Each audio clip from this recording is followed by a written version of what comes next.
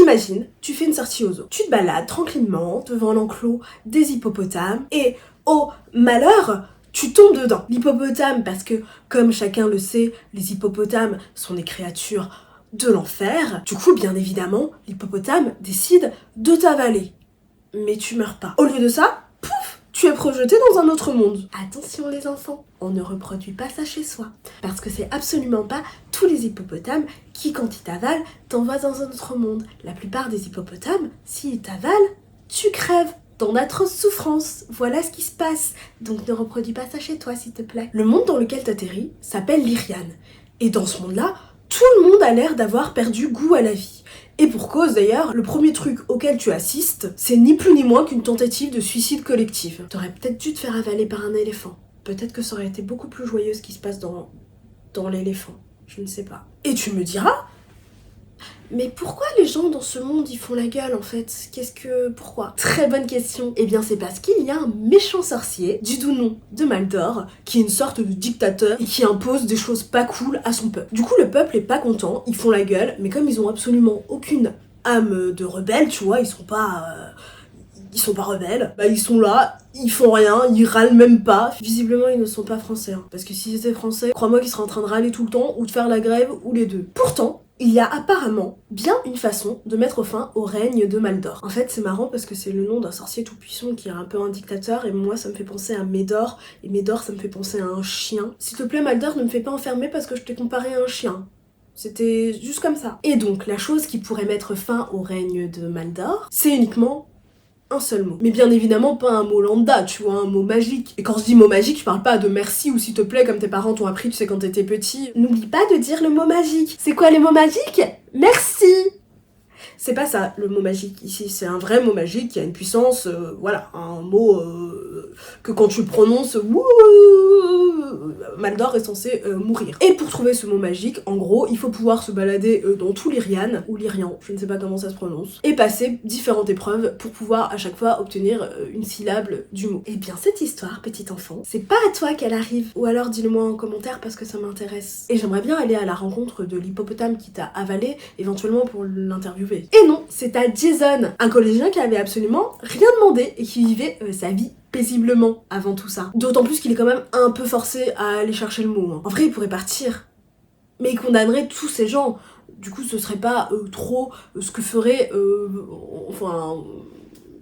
En vrai, la majorité des gens se seraient barrés, je pense. Du coup, comme c'est quand même une histoire de héros, bah non, bien évidemment, il reste, il va pas sacrifier tous ces gens et juste se dire je vais retourner à ma vie normale, je me barre, tu vois. Et puis en vrai, tu sais quoi, c'est un petit peu de sa faute. Parce qu'à un moment, on lui a dit il faut pas que t'ailles là. Je vais pas en dire plus, hein, parce que là, on va commencer à rentrer dans les spoilers. Si j'en dis plus, on lui a dit faut pas que t'ailles là.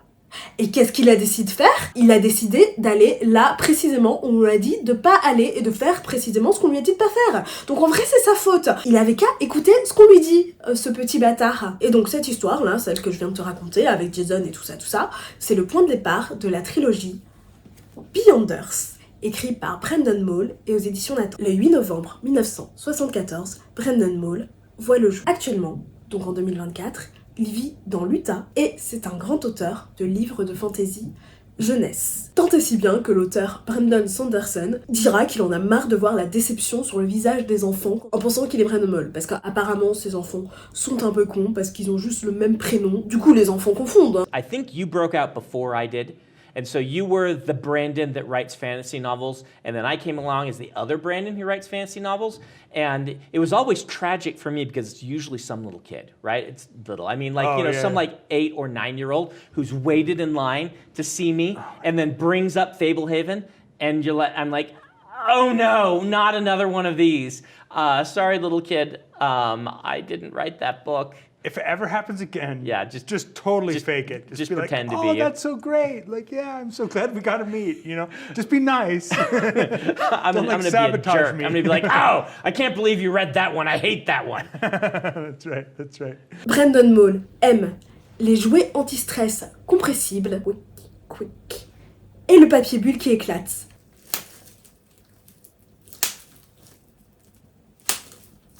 Et il a un chien nommé Buffy. Fais absolument ce que tu veux de cette information. J'adore Buffy. Tu vois, on en revient au chien. L'idée de la saga Beyonders mijote dans sa tête depuis plus de 10 ans avant qu'il se lance effectivement dans son écriture. Il dira même que c'est cette idée-là, précisément, qui l'a poussé à devenir auteur, malgré le fait qu'avant de sortir Beyonders, il sortira la saga Fableven. Brendan Mull dira, en parlant de sa propre saga du coup, « Tu me permets, je lis, je m'en souviens pas par cœur. Je pense que le premier tome raconte une histoire amusante et plaisante au lecteur. Le monde de Lyrian a de nombreux personnages que nous allons suivre, mais les lecteurs ne sauront pas vraiment où l'histoire se dirige avant le 2e tome. Ensuite, je suis convaincue que le 3e tome est le meilleur livre que j'ai écrit jusqu'à présent. J'ai très hâte de voir ce qu'en pensent les lecteurs. » Je suis sûre qu'il parle exactement comme ça. En tout cas, je vais exaucer le vœu de Brendan Mull puisque je vais dire à présent ce que moi j'en ai pensé. Le premier tome de Beyonder, Vers l'autre monde, dont le titre original est A World Without Heroes, est sorti en 2011 aux États-Unis et en 2012 en France aux éditions Nathan. Ce que j'ai aimé dans ce tome 1, j'ai beaucoup aimé et pour moi c'est le gros point fort de la saga. Dans sa globalité, c'est les créatures que Brendan Mull a créé dans cet univers. Pour donner juste un exemple, par exemple des créatures qui s'appellent des détachables. En gros, c'est des gens qui sont capables de détacher, comme leur nom l'indique, n'importe quelle partie de leur corps sans mourir et de l'utiliser malgré le fait que cette partie puisse aller très loin s'ils le font en fait. Par exemple, ils peuvent se couper l'oreille, la donner à quelqu'un et écouter tout ce que la personne à qui ils ont donné leur oreille entend. Tu vois un peu le genre. C'est plutôt pratique, je trouve. Ah, ça va, gros dégueulasse, hein, je sais à quoi tu penses. Je n'ai absolument pas envie de rentrer dans les détails de toutes les créatures parce qu'il y en a un grand nombre et j'ai envie que si tu veux découvrir cette saga, j'ai envie que tu les découvres par toi-même. Mais certaines créatures apportent avec leur existence des problématiques intéressantes. Le deuxième gros point positif pour moi dans ce tome-là, c'est sa fin. Je vais absolument pas spoiler ici, mais la fin, bien que je l'ai vue en réalité venir avant qu'elle arrive effectivement, je la trouve plutôt audacieuse pour un livre jeunesse. Voilà, c'est une fin qui m'a vraiment pas mal plu. Je pense que c'est une fin qui peut en frustrer certains, mais je la trouve très intéressante. Passons maintenant à ce que j'ai moins aimé. À l'exception de la fin, du coup, dont on vient de parler, j'ai trouvé l'intrigue pas très originale. En gros, c'est une quête faite par un adolescent où il faut passer des épreuves, c'est plutôt classique. Ce qui m'a également moins intéressée dans ce tome-là, c'est les personnages. Je les trouve assez interchangeables, assez creux. Sauf à la limite le personnage de Jason qui est un petit peu moins interchangeable que les autres, mais il est assez agaçant. Je le trouve même misogyne parfois. Enfin, parfois il m'a vraiment saoulé Jason dans ce tome-là. Genre, tu sais, il a ce truc de pouvoir se sacrifier pour faire des trucs dangereux à la place d'un personnage féminin qui est tout aussi capable que lui, qui se porte volontaire. Non, il veut pas, c'est trop dangereux pour elle. Ils ont le même âge, elle est beaucoup plus sportive que lui, elle a plein de capacités en plus que lui, mais non, il a décidé que non. Voilà, franchement, il y a plein de moments où ce truc-là m'a saoulée.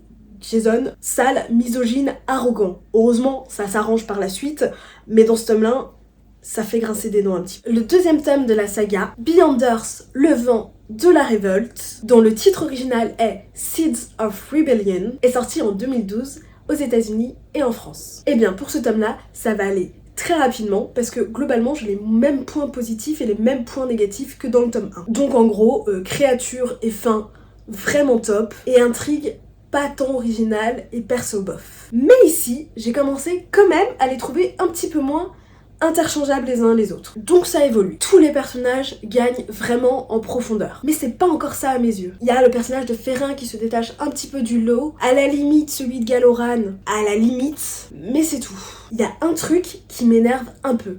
Mais juste un peu. Ça va quand même en vrai, hein. Ça va, ça m'énerve un peu. À savoir, il y a ce personnage qui se découvre un don et qui le maîtrise quasiment instantanément et qui devient plus fort que tout le monde alors que les autres ont mis des décennies à le maîtriser. Ça m'énerve un peu, mais ça va, c'est pas grave.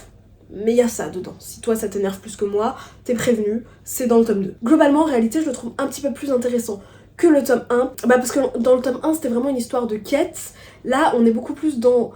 justement, comme le nom l'indique, le vent de la révolte, on est beaucoup plus dans une histoire de révolte, d'action contre un méchant. Hein. Les créatures sont encore plus impressionnantes, sont encore plus surprenantes que dans le tome 1. Passons maintenant au tome 3, Beyonders, la voix de la prophétie, dont le titre original est Chasing the Prophecy, avec mon magnifique accent anglais, est sorti en 2013 aux États-Unis et en France. Là encore, créature et fin, j'adore. Ici, l'intrigue est un petit peu moins prévisible que dans les 2 premiers tomes, alors que pourtant, il y a une histoire de prophétie, comme le titre l'indique. Une prophétie qu'on connaît, donc en vrai, le chemin est tout tracé, et pourtant, c'est quand même bien plus original et bien plus surprenant que les tomes 1 et 2. En ce qui concerne les créatures, ici, il y a des idées qui frôlent le génie. Franchement, j'ai dit que déjà dans le tome 2, c'était encore mieux que dans le tome 1, mais ici, dans le tome 3, il y a des trucs formidables au niveau des créatures. J'adore. La fin, pour moi en tout cas, n'a pas du tout été prévisible, alors que comme je l'ai dit, il y a des bails de prophétie et qu'on la connaît, et que ça aurait pu être très simple. Pourtant, la fin est, encore une fois, hyper intéressante et pas spécialement prévisible. En ce qui concerne les personnages, ici, enfin, on commence à voir des personnages beaucoup moins interchangeables, c'est-à-dire tu les reconnais pas juste à leur prénom, tu vois, à leurs actions, tu sais tel personnage a fait quoi. C'est vraiment un problème que j'avais dans le tome 1 ou dans le tome 2, j'étais là, ça aurait pu être n'importe qui en fait, si tu me mets pas le prénom, ça aurait pu être n'importe qui. Ici, c'est beaucoup moins le cas. Mon avis général sur la saga dans sa globalité, c'est que c'est une saga qui ne va pas me marquer. Mais je pense qu'elle peut quand même en marquer certains. D'ailleurs, ça a été le cas pour mon chéri. Lui, c'est vraiment une saga qu'il a adorée et qu'il relit régulièrement. Donc, c'est que ça peut en marquer certains. Si jamais tu as aimé Percy Jackson ou Eragon, on est un petit peu dans ce truc-là. Et d'ailleurs, l'auteur de Percy Jackson dit lui-même « Un fascinant mélange d'aventure, d'humour et de magie. » C'est écrit, c'est lui, il dit ça. Donc ça peut vraiment être une saga qui te parle et que je t'invite à découvrir. Maintenant que j'ai partagé avec toi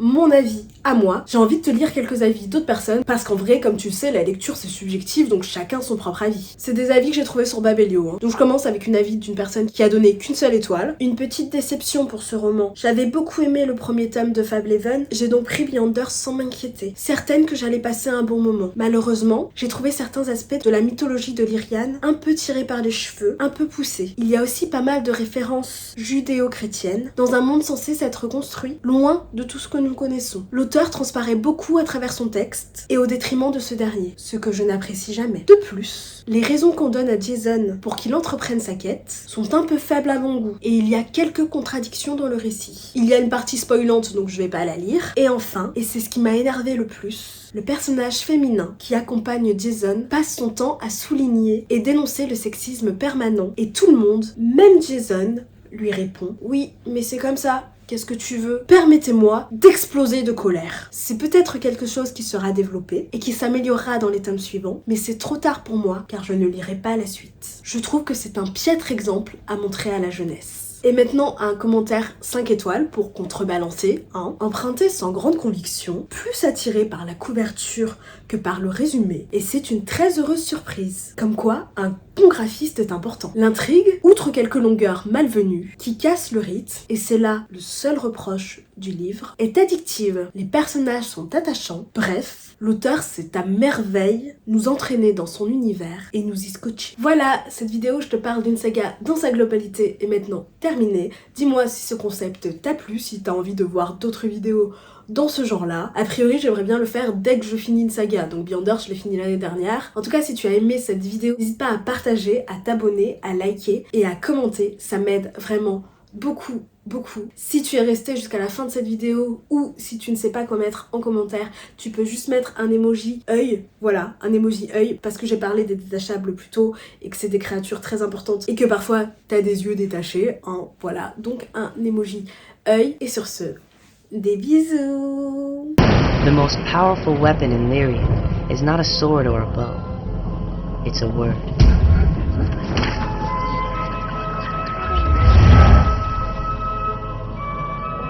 Lost for ages, its 6 syllables lie scattered across the land. If the word could only be put together again, its great magic could destroy the wizard Maldor and end his reign of terror forever. Some people think that finding the word is my destiny. They think I'm the hero this world has been waiting for. Trouble is, it's not my world.